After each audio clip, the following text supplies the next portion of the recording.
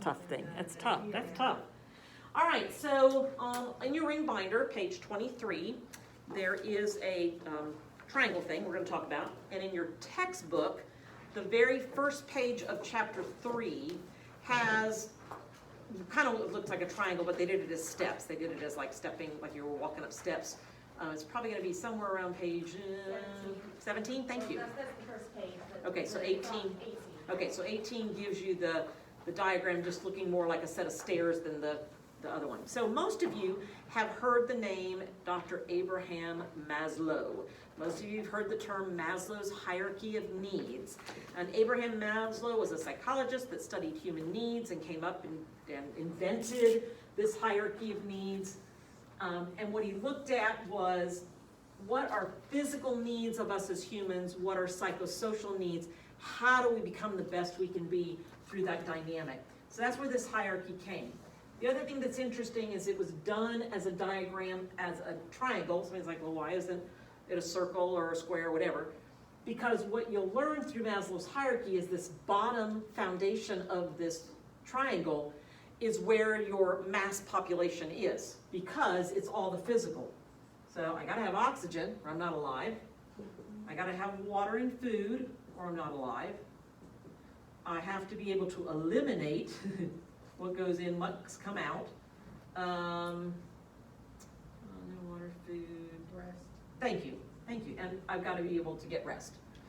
So nobody's alive without this, so that kind of created the foundation of this hierarchy of needs that Maslow had. And so this was defined as physical needs. Can't live with all that. Okay, so let's make it to analogy of our little resident in the facility. There's a little resident in the facility you're not going to get to meet, sadly. His name's Clarence. Clarence had cerebral palsy, and over time he ended up with a contracture of this arm this way, and his contracture of this arm's this way. So this is about as far as his arms go from his body, and if you put something in his hand, he can hold it. But what happens when he needs the essentials of water and food? Can't, right. So it becomes you that sustains his life. Like the CNA is going to be feeding him and giving him fluid. You're going to put him on and off the toilet. You're going to put him in and out of bed. So this first triad here is like, oh my gosh, we've got people in the facility that cannot even get the foundation of their existence without you providing the care. Again, in your textbook, again, it starts off on that first level, talking about that you're going to have to do those things for the resident. The second tier on this is also considered physical. So these first two are physical. And this is shelter, clothing, and safety or security. So now the shelter is the facility. The clothing is what was provided by the family. The security may be actually a alarm bracelet that if you go out the door, it sets an alarm. The security might be making sure that client has the call light within reach so that they feel a sense of, I can get somebody, I'm not really alone. And so those are, again, physical needs. Same thing if I go ahead and use Clarence as an example, no problem, he's in the facility, but I have to get him dressed and get him undressed, and I have to make sure how he's going to use his call light. Well, it had to be figured out. Here's his two hands. Where am I going to put his call light? Well, and then is it going to drop when he tries to do this? Great idea. Somebody came up with a call light that's a pad. They put it on his pillow, turns and touches his nose on the pad, and there's his call light. So now we've given him this sense of safety or security. Once we get out of these first two, these are now considered psychosocial. So basically Maslow's saying, you know what, these are nice, but you can live and stop right here. Like you can have nothing else and you can still be alive. But who would want to do that? So in our psychosocial, we have love, belonging, acceptance. So how do we do that for the residents? Well, we talk to them, we interact with them. In terms of belonging, oh my gosh, please knock on their door and say, hi, this is Karen, can I come in? That room belongs to them. Their belongings belong to them. Can I look at this picture you have over here? Do you mind giving them all the respect that that's their stuff? Being acceptant of something that might be uncomfortable to you. Again, the southeast of the country, doesn't always understand Catholicism. I mean, this has always been called the Bible Belt, and you know, it is what it is. So you go into somebody's room and make them feel accepted by saying, I love that rosary. Tell me what that means to you, or where did you get that, or is that from your family? And accept whatever that is that might be different from what you have been raised or that you know. Then the next one continues to be psychosocial, and that's self-esteem.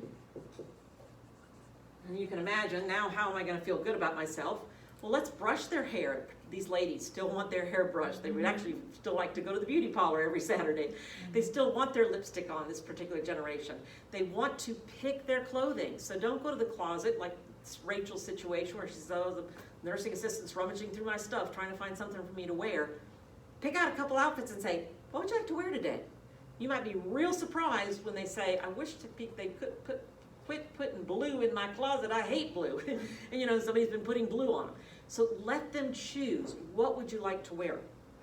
Also on self-esteem, Clarence has been some of my favorite good examples. We were playing bingo in activities one time. And so I told one of the students, sit with Clarence and just help him with his bingo card. So Clarence is sitting there with his arms, they call it a number, and the student goes to move the piece onto the bingo card. And Clarence went, He took his nose, he slid the piece onto the card, and he sat up. No key. He was so proud of himself. Like, he can't do anything. He can't wipe his nose, he can't feed himself, he can't toilet himself, but he can do that. So encouraging them to be as independent as possible helps that. And then the last one, which is almost impossible, and again, we're referring to long-term care, is self-actualization. And self-actualization is being the best you can be. Well, there's nobody in there that's going to say, I'm at the peak of my career. I'm at the best stage in my marriage I've ever been. My parenting skills are on top. I'm rocking it with parents. None of those things are typically going on in life where you're saying, I'm the best right now I can be.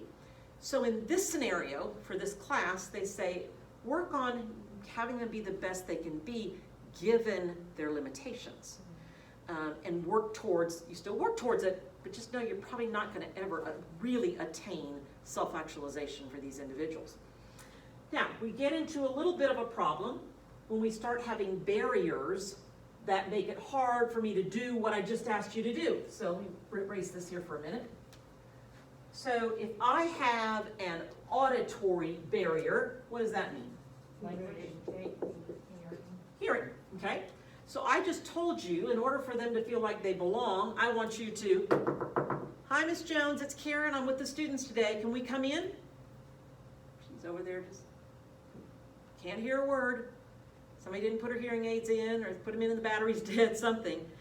Do I stop doing that because of the auditory? No. Absolutely not. I still do it, but now what I do is I make sure as I come in the room, on the chance she didn't hear me, I make sure that she sees me before I attempt to approach or touch. So I probably come from the end of the bed, kind of get her attention. Hi, Tika, hi. Get her attention, then it's good.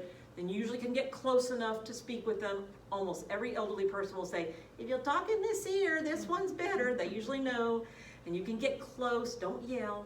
I'm going to speak clearly and articulately so that you understand our plan. Okay, that's not yelling. So we modify it. We don't just do away with it because they have that barrier. What's a visual barrier? Sight.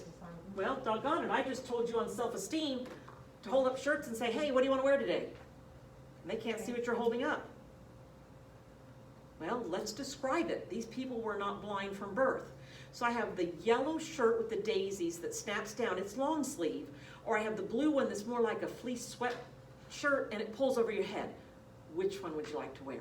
I don't just say, well, she can't see anything anyway. What does it matter? It matters. Same thing with eating. You might say, gosh, they can hardly see their plate. I'll just feed them and make it easier. No. Tell them what's on their plate. Hey, Miss Johnson, I've got your plate in front of you. There's a cheeseburger at the 12 o'clock position. There's some French fries at the 3 o'clock position, some coleslaw at the 6 o'clock position, and a chocolate chip cookie at the 9 o'clock position. You good? And you let them try to have that independence even though they're not seeing well. All right, next barrier, what is cognitive barrier? Mental. Now, to me, this is probably one of the most enjoyable for me. but sometimes the most challenging for students. If you guys go on in medicine, nursing further, and you take any kind of psychology class, they're going to tell you you may not support, embrace, believe hallucinations or things that aren't going on. So if your psych patient goes, oh, there's monkeys jumping out of the wall, in psych you say, your mind's playing tricks on you. There are no monkeys coming out of the wall. You are safe. You are here. Okay, it's all that. In long-term care, in cognitive Alzheimer's dementia, you can go along with anything and it's considered okay. Again, not harmfully, but here's an example. Again, I wish you could meet these people. So little Savalia sits in a Jerry chair, and every time a student walks by, she'll grab your arm or she'll reach for you and she'll go, is the bus here? And of course, everybody's like, okay, Karen, what do I answer? Because if I say the bus is here, she's going to want to go on the bus. If I say the bus is not here, she's going to start crying. Like, what do I tell her? There's no bus coming. So this is what we do. Savalia, do you know that bus driver's late again today? This is the third time this week he has been late. I wrote him up last week. Didn't you write him up? And she'll go, I wrote him up twice 2 weeks ago. I don't know how he still has his job. I said, I don't either. I said, something's got to happen. I'm going to write him up again today and make sure they know he was late again today. She said, okay, if you need me to sign it, I'll sign it. Okay, you think, oh, she didn't even remember it 2 hours later, even an hour later, right? So that's okay. That is absolutely okay. Clarence has a sister, Sarah, severe dementia. And she wouldn't even talk to us initially coming into class and coming into clinical.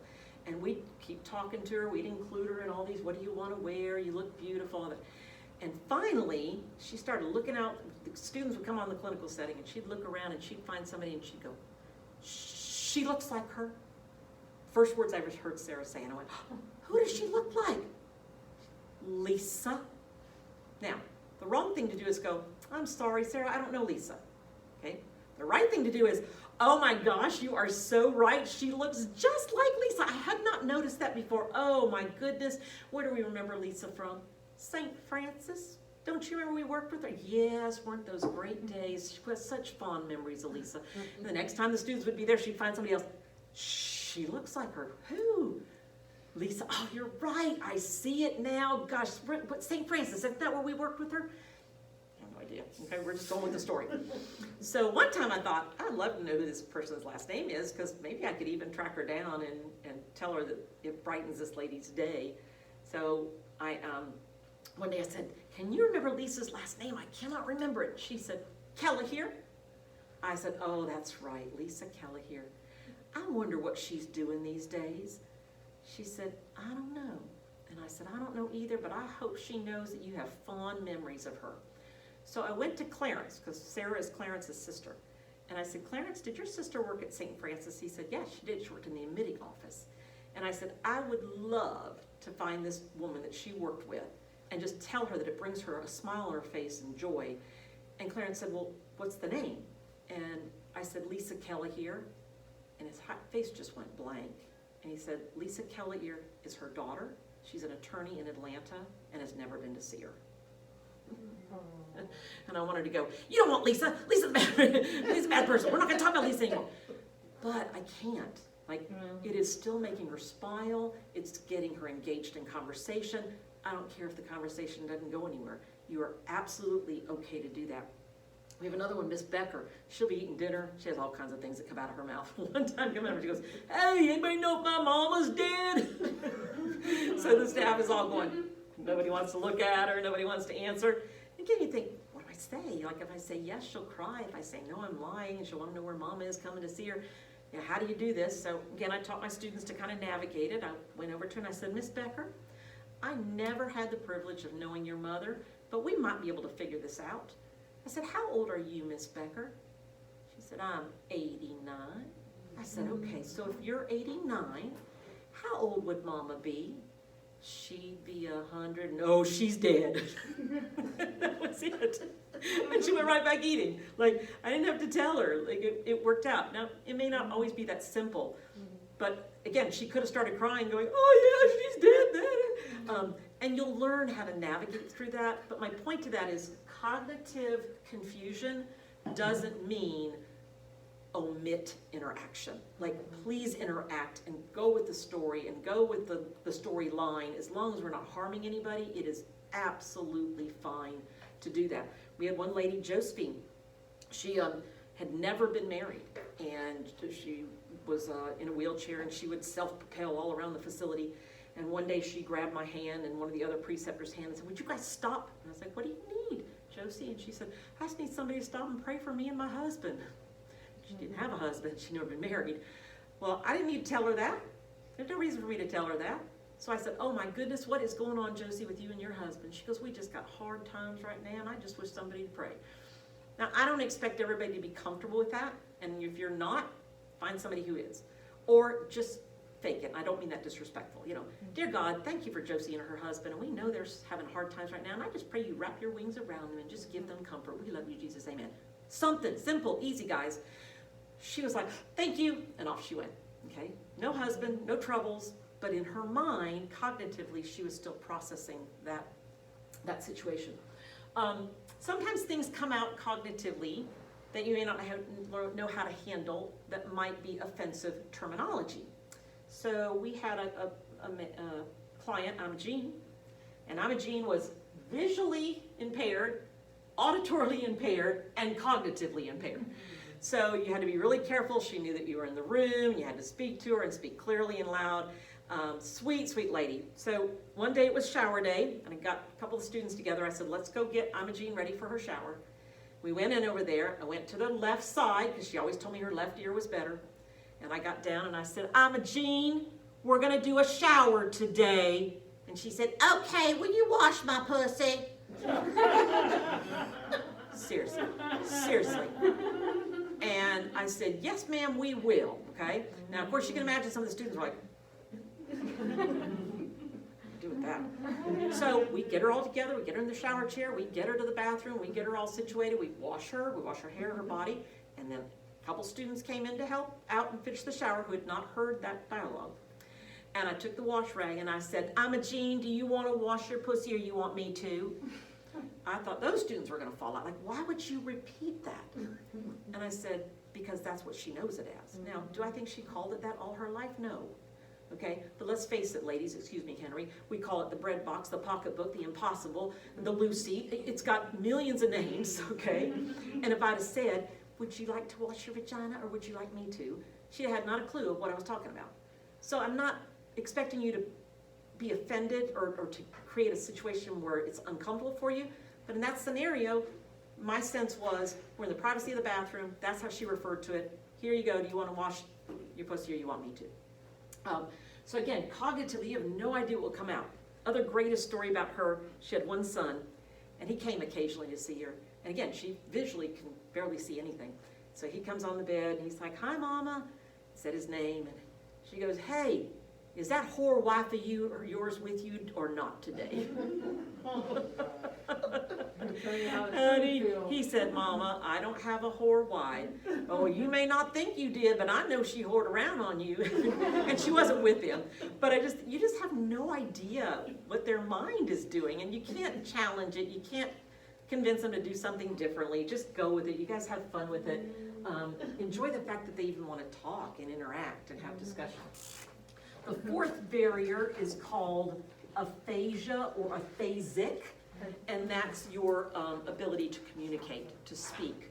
So again, now I'm telling you that, I want you to ask them what they want to wear, and you say, but they can't speak. They've had a stroke and they've lost their speech center. Or I'm asking them, what do you want to eat on your plate, and they can't speak. I still want you to interact in conversation, even if they're not going to respond. So still, would you like the yellow shirt, the buttons down, or the blue one? You know what? I saw you in the yellow one last week.